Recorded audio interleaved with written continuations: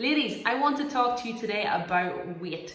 January is a month where everybody's weight is on their mind after overindulging over the Christmas period and potentially feelings of guilt or not worthiness coming in January period. I want you to think of weight a wee bit differently this year. Instead of trying to belittle yourself, trying to be less and less and reduce the amount or quality of you, I want you to focus on the weight that you are moving within the gym. If we do this, our body shape will change immensely, our body shape and our body confidence will change immensely, and that ultimately is the end goal. So instead of focusing on being less, I want you to focus on more. I want to know why so many females allow the number on the scales to affect their mood, allow it to affect how they feel about themselves and their own perception of self-worthiness. I want to tell you that nobody actually cares about what weight you are, and nobody actually really spends any time thinking about it. It's just you. So you should not allow that number to control how your day is going to turn out and how much care you give your body and how you talk to yourself.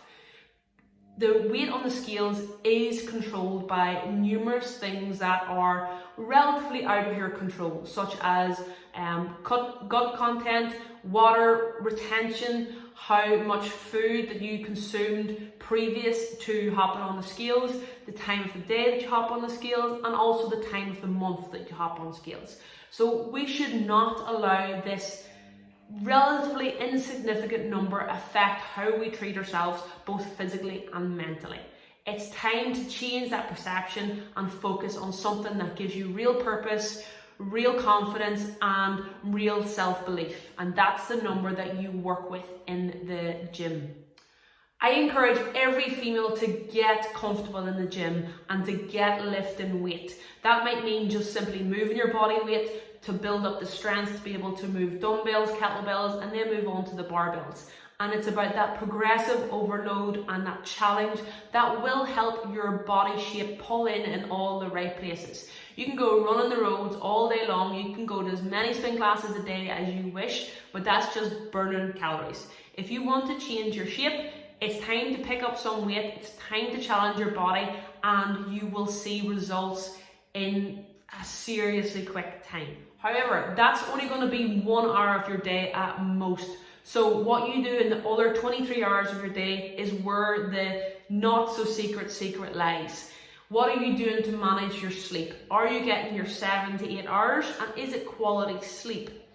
Things I use to help improve my sleep are to drop down my blue light time in the evening, i.e. switch off from social media and turn off the TVs, come away from the laptop, so I'm giving my body and my mind the opportunity to switch off and to allow me to have a better sleep quality.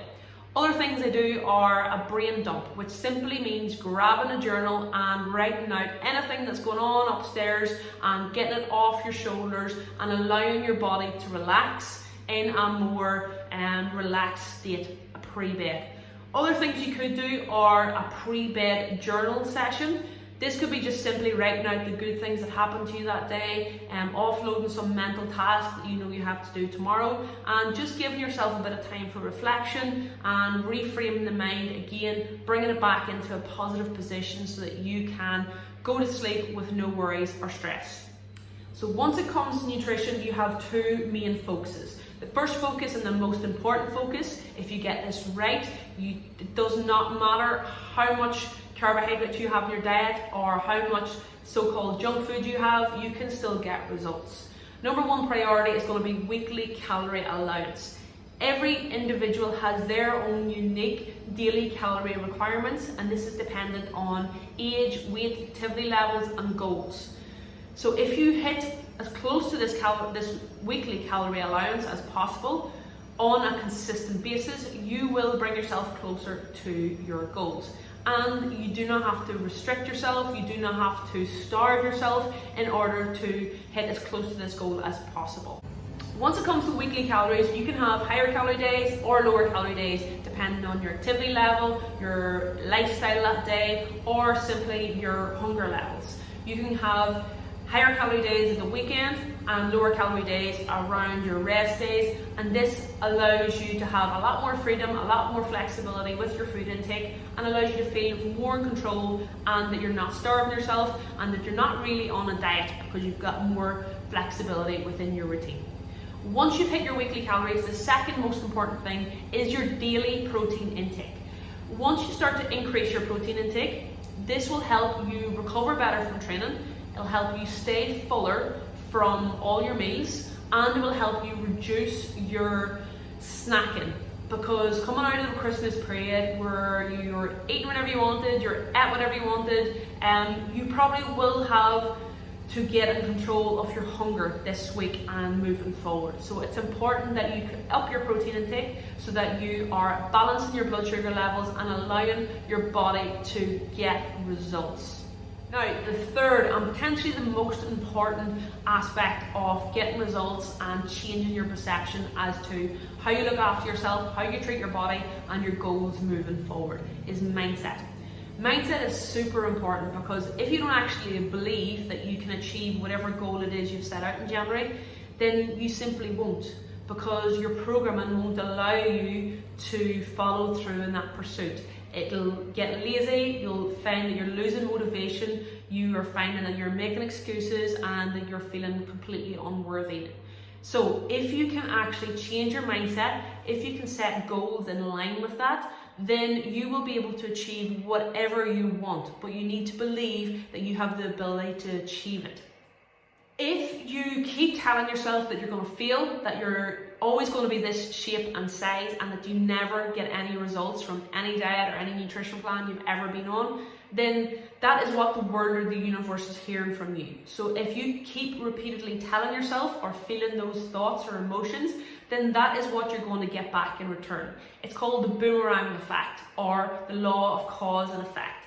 If I keep telling myself I'm going to fail, I'm leading myself to believe that I can't do it, so therefore it will reduce the quality of my efforts moving forward, and therefore in turn it will prevent me from achieving whatever goal it is. So if I tell myself that all diets don't work for me, then the diets won't work for you. If I tell myself I'm not fit enough, or I can't do the gym, then you simply won't be able to do it. If you give yourself the opportunity to believe in yourself and back yourself and set yourself reasonable goals in line with this, then you can achieve whatever it is you want. Set yourself up for positivity, because if you have positivity surrounding your thoughts, surrounding your environment, then that is all you're going to see. If you surround yourself with negative people and negative thoughts, then that is the bubble that you're going to remain in. So spend some time looking after your mindset. Believe yourself and give yourself a chance to be better. If you do all that, folks, you will succeed, and you will be able to change your weight in the gym and ultimately on the scales as well.